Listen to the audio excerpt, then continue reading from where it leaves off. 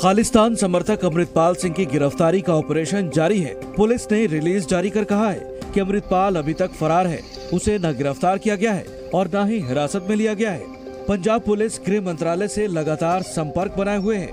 हजे वो पकौड़ा होया भज्या होया ठीक है। दोनों जी गड्डियां हैगी है वो असी राउंड अप कर ली ते सारे बंदे असी अरेस्ट कर लिए ते जल्दी इनू भी असी अरेस्ट कर लिया। टोटल तो पंजाब च 78 के आसपास है जेडे इहदे गनमैन है नेड़े तेड़े वाले जेडे इहदी दोनों गड्डियां च चलते सीगे वो भी असी सारे अरेस्ट। पुलिस ने अमृतपाल के 78 समर्थकों को गिरफ्तार करने का दावा किया है।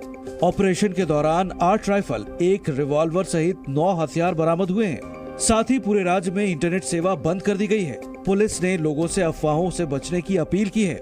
कई जगहों पर धारा 144 लागू किया गया है। सूत्रों के मुताबिक अमृतपाल सिंह के ISI आतंकी समूहों से करीबी संबंध है। महाराष्ट्र में धीरेन्द्र शास्त्री ने अपने कार्यक्रम में एक बार फिर से हिंदू राष्ट्र की हुंकार भरी है। विरोधियों पर तंज कसते हुए धीरेन्द्र शास्त्री ने कहा है कि हर किसी को हर चीज हजम नहीं होती है।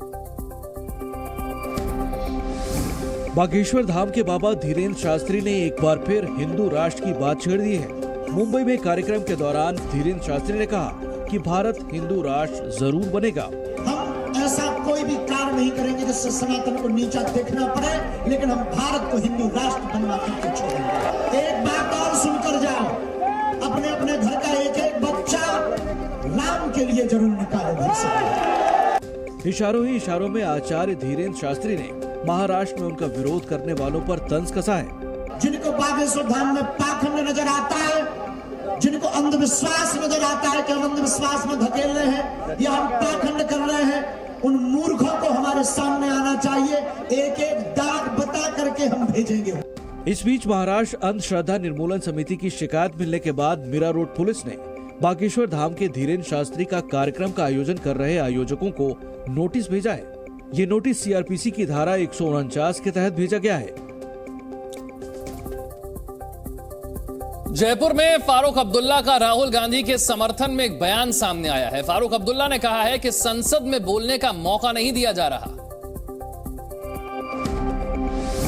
जयपुर में हुए एक कार्यक्रम में फारूक अब्दुल्ला ने राहुल गांधी के समर्थन में बयान दिया है। फारूक अब्दुल्ला के मुताबिक संसद में राहुल गांधी को बोलने का मौका नहीं दिया जा रहा है। राहुल गांधी ने ये बोल दिया, वो बोल दिया। अरे भाई, अगर उसने कोई बात गलत बोल दी है तो उसे मौका दीजिए पार्लियामेंट में बोलने का। जब वो बोलेगा, अगर उसके बाद आपको दिखता है कि नहीं उसने कोशिश करी, कोई उठाइए, सवाल कीजिए उससे। इसके अलावा फारूक अब्दुल्ला ने राजस्थान कांग्रेस में चल रही गुटबाजी को लेकर भी सुझाव दिए हैं। मेरी आपसे भी दरखास्त है, जो राजस्थान नेताओं को एक करने की कोशिश की, ये दूरियां टूट दीजिए, तब राजस्थान बचेगा, नहीं तो राजस्थान नहीं बचेगा, ये डूब जाएगा। कांग्रेस को सुझाव देने के बाद फारूक अब्दुल्ला ने एक बार फिर मुस्लिमों के खिलाफ नफरत फैलाने का आरोप लगाया है। फारूक अब्दुल्ला ने कहा कि धर्म विशेष के खिलाफ नफरत फैलाई जा रही है।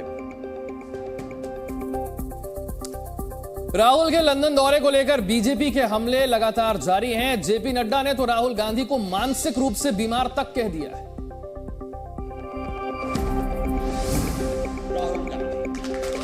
राहुल गांधी का लंदन में लोकतंत्र पर दिया बयान बीजेपी को खासा नाराज कर गया है। बीजेपी राहुल गांधी के इस बयान पर लगातार विरोध जता रही है। राहुल गांधी मैच्योर नहीं है, मानसिक आयु बच्चों जैसी है। अरे राहुल गांधी से ज्यादा समझदार तो हमारे बूथ का एक कार्यकर्ता भी होता है।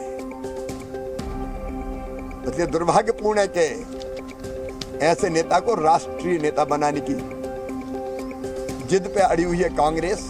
किसी एजेंडे के तहत निश्चित रूप से विदेशी ताकतों के साथ मिलकर राहुल गांधी देश को कमजोर करने का काम कर रहे हैं। साथ ही साथ वो अपने को सांसद न होना, जिस प्रकार से उन्होंने कहा कि मैं सांसद गलती से मुझे रहना पसंद नहीं है, वह भी देश की जनता का अपमान है। उधर बीजेपी अध्यक्ष जेपी नड्डा के राहुल गांधी को मानसिक रूप से बीमार वाले बयान पर शनिवार को कांग्रेस ने जमकर हंगामा किया।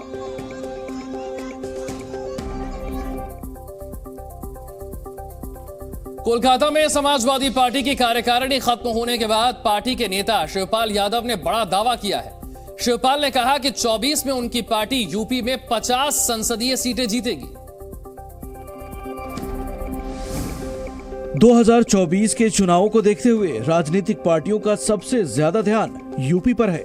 80 संसदीय सीटों वाले इस राज्य में सभी बड़ी जीत का दावा कर रहे हैं। 2024 की तैयारी पर पूरी तरह से मंथन चल रहा है।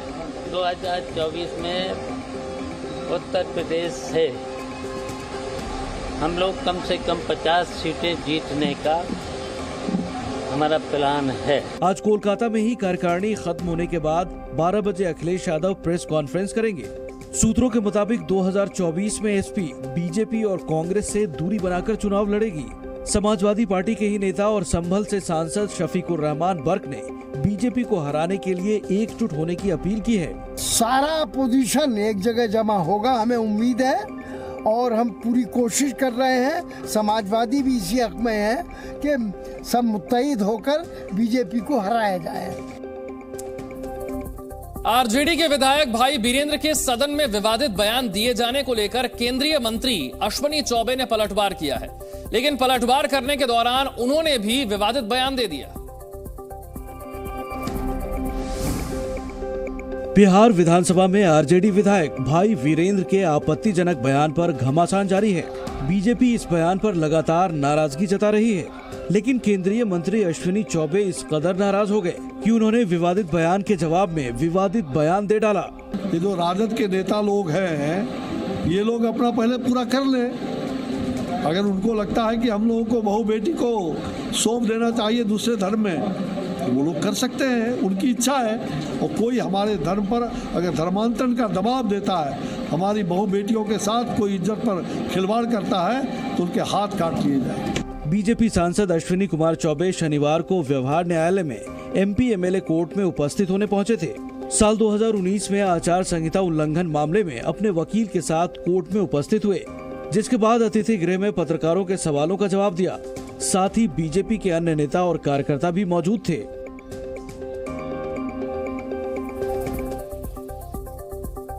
देश को इस्लामिक राष्ट्र बनाने वाली पॉपुलर फ्रंट ऑफ इंडिया यानी कि पीएफआई की साजिश में एनआईए ने कुल 5 चार्जशीट दायर की है। इनमें 105 लोगों के नाम शामिल हैं।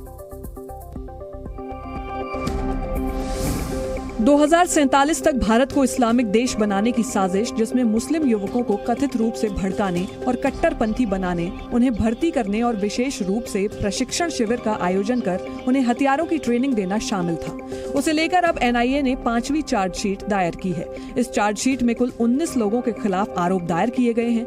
19 में से 12 राष्ट्रीय कार्यकारी परिषद एनईसी के सदस्य हैं। साथ ही एनआईए ने 37 बैंक खातों को भी सीज कर दिया है। पीएफआई से जुड़े 19 व्यक्तियों के 40 बैंक खातों पर भी रोक लगा दी गई है। चार्जशीट में एनआईए का दावा है कि पीएफआई एक संगठन के रूप में देश को अस्थिर करने और टुकड़े करने के उद्देश्य से आपराधिक साजिश कर रहा था। एनआईए ने एक अदालत को बताया कि प्रतिबंधित संगठन ने अपने मंसूबों को हासिल करने के लिए देश के अलग अलग हिस्सों में विंग तैयार कर रखी थी। इस विंग का उद्देश्य देश में 2047 तक इस्लामिक शासन को स्थापित करने के लिए हिंसक गतिविधियों को आगे बढ़ाना था।